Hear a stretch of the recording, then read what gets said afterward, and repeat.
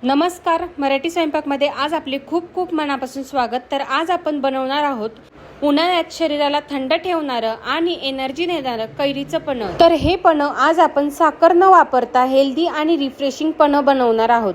Diet करणाऱ्यांसाठी आणि उन्हासाठी सुद्धा हे कैरीचं पन्ह्याची रेसिपी एकदम परफेक्ट आहे। अगदी 2 मिनिटात बनवून तयार होणारी परफेक्ट कैरीचं पन्ह एकदा नक्की बनवून बघा। चला तर मग रेसिपीला सुरुवात करूया। तर त्यासाठी मी या ठिकाणी एक कडक कैरी घेतलेली आहे। तिला स्वच्छ धुवून तिचा पूर्णपणे चीक काढून घेतलेला आहे। स्वच्छ कॉटनच्या कपड्याने सुद्धा पुसली। आता ही कैरी आपल्याला उकडून घ्यायची आहे। तर एक कुकरच्या एका शिट्टीमध्ये मी ही कैरी छान अशी उकडून घेतलेली आहे। छान अशी मऊ सुद्धा पडलेली आहे, तुम्ही बघू शकता। आता आपल्याला या कैरीचा संपूर्ण गर काढून घ्यायचा आहे। तर आपण हे कैरीचं पन्ह साखर न वापरता बनवणार आहोत। जर ज्यांना डायबिटीसचा त्रास असेल ते सुद्धा हे पन्ह आरामशीर पिऊ शकता, किंवा जे डाएट करत असतात त्यांना सुद्धा हे पन्ह्याची रेसिपी अगदी उपयुक्त ठरते।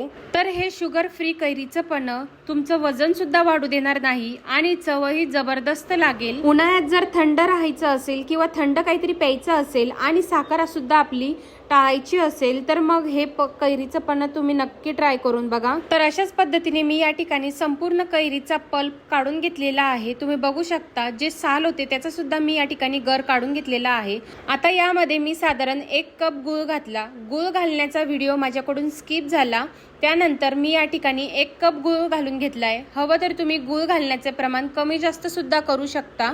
तर मी या ठिकाणी साखरेऐवजी गुळाचा वापर केला आहे। तुम्ही हवं तर मध सुद्धा या ठिकाणी वापरू शकता।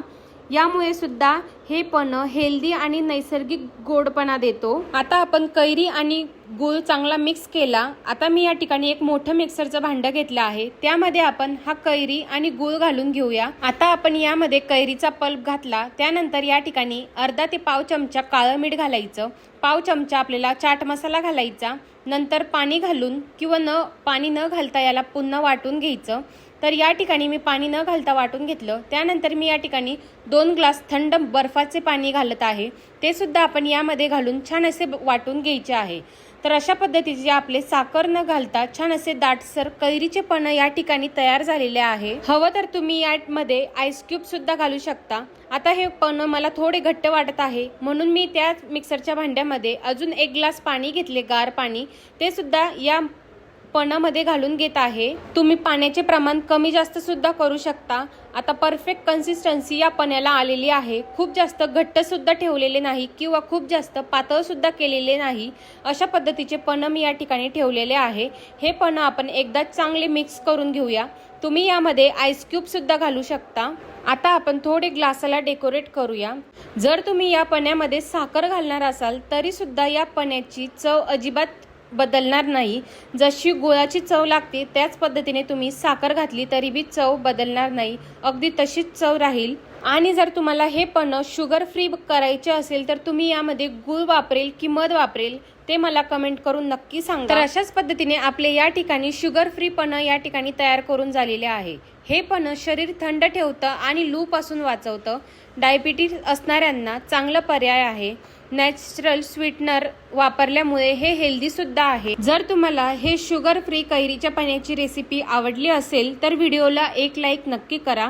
अशाच हेल्दी रेसिपीसाठी चॅनलला नक्की सबस्क्राईब करा।